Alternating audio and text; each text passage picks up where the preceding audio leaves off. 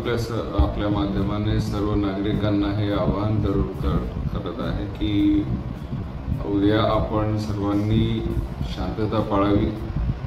कोणत्याही प्रकारचे अफवांवर विश्वास ठेवू नये.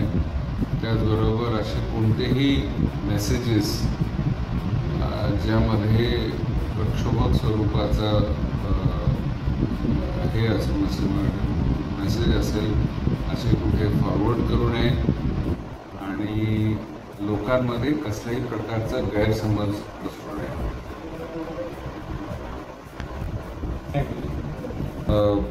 मी आपल्या माध्यमाने सर्व नागरिकांना हे आवाहन करत आहे की उद्या आपण सर्वांनी शांतता पाळावी. कोणत्याही प्रकारचे अफवांवर विश्वास ठेवू नये. त्याचबरोबर असे कोणतेही मेसेजेस ज्यामध्ये प्रक्षोभक स्वरूपाचा